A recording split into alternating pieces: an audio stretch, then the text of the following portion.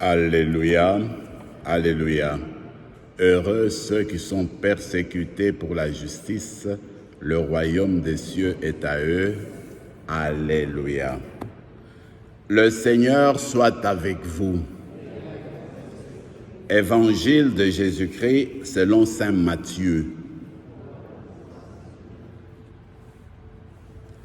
En ce temps-là, Hérode, qui était au pouvoir en Galilée, apprit la renommée de Jésus et dit à ses serviteurs, « Celui-là, c'est Jean le Baptiste, il est ressuscité d'entre les morts, et voilà pourquoi des miracles se réalisent par lui. » Car Hérode avait fait arrêter Jean, l'avait fait enchaîner et mettre en prison. C'était à cause d'Hérodiade, la femme de son frère Philippe.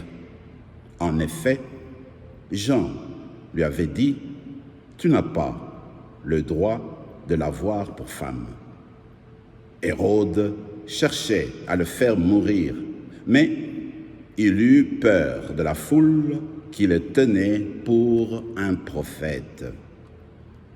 Lorsque arrive l'anniversaire d'Hérode, la fille d'Hérodiade dansa au milieu de convives et elle plut à Hérode. Alors, il s'engagea par serment à lui donner ce qu'elle demandait. Poussée par sa mère, elle dit, « Donne-moi ici, sur un plat, la tête de Jean le Baptiste. » Le roi fut contrarié, mais à cause de son serment et des convives, il commanda de la lui donner. Il envoya décapiter Jean dans la prison. La tête de celui-ci fut apportée sur un plat et donnée à la jeune fille et la porta à sa mère. Les disciples de Jean arrivèrent pour prendre son corps qu'ils ensevelirent, puis ils allèrent l'annoncer à Jésus. Acclamons la parole de Dieu.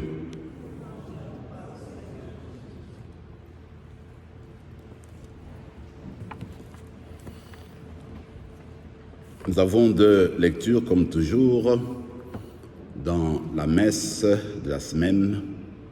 Je trouve que le premier texte, d'abord, est important pour vous et pour moi, parce qu'il retrace la signification du jubilé. Parce que, depuis déjà dans l'Ancien Testament, le peuple juif avait pris la tradition avec chaque 25 ans, avec 50 ans. Il devait faire ce qu'on appelle l'année sainte, faire le jubilé, mener une vie assez spéciale pour améliorer leur relation avec Dieu, leur relation avec le prochain. Alors cela se faisait déjà dans l'Ancien Testament, dans la Bible. Alors, nous autres là, nous avons commencé aussi une année sainte, comme vous le savez. L'année 2025, eh bien, c'est une année sainte. C'est une année jubilaire.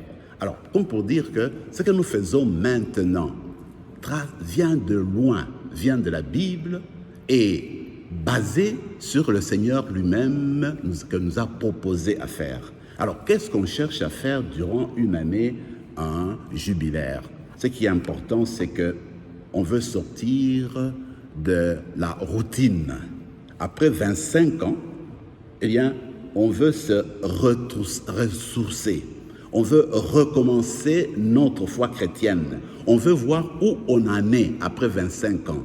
Est-ce que nous continuons toujours à répéter les mêmes choses tout en restant discrets? Ou rien à comprendre, que le Seigneur reste toujours au milieu de nous? Voilà pourquoi, aujourd'hui, alors que dans la première lecture tirée du livre de Lévitique, eh bien, on nous rappelle qu'il faut revenir sur notre année sainte, sur notre année jubilaire. Je sais qu'il y a beaucoup de paroisses ici à Ottawa qui ont fait un effort justement pour voir comment vivre leur année jubilaire. Nous, ici à la cathédrale, nous essayons de faire aussi un effort. Comme vous l'appelez, nous avons fait un pèlerinage. Nous sommes partis à Montréal. Nous sommes en train de travailler maintenant à avoir un autre deuxième pèlerinage. Et en même temps, on va essayer de faire des activités, eh bien, certaines activités spirituelles comme communauté en vue de marquer cette année-ci et aussi de demander au Seigneur de nous faire entrer dans notre foi, qu'on grandisse dans la réconciliation, la miséricorde, la bonté, qu'on fasse toujours attention aux autres. Voilà une des choses qu'on va essayer de faire ici chez nous à la cathédrale. Pour dire un mot rapidement sur l'évangile d'aujourd'hui, nous connaissons très bien Jean le Baptiste.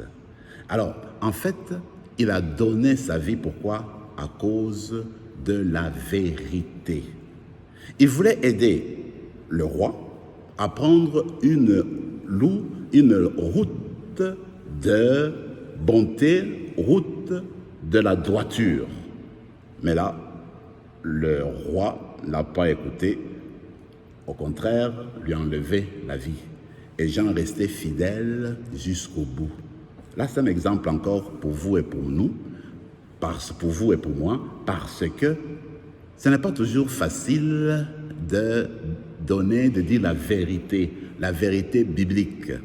Il arrive des fois qu'en groupe où nous sommes, nous hésitons pour faire le témoignage, celui de Jean-Baptiste, dire que nous sommes chrétiens, catholiques, nous avons accueilli Jésus dans la vie et ce que nous vivons, ce que nous allons de faire doit être toujours en concordance avec notre foi, avec notre évangile. Alors, parfois, tu sens les gens qui te repoussent, qui n'acceptent pas.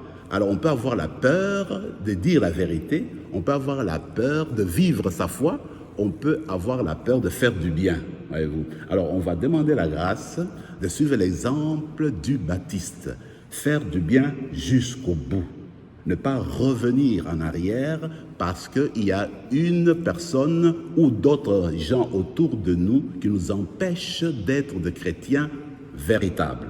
Alors, Jean est allé jusqu'au bout, a donné sa vie.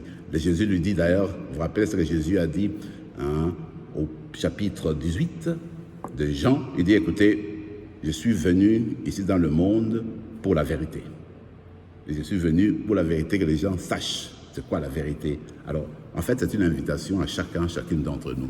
Alors, en célébrant cette messe aujourd'hui, demandons au Seigneur de faire de nous des témoins, surtout ce temps-ci, qui est le temps, n'est-ce pas, que nous voulons vivre comme des gens, des pèlerins d'espérance.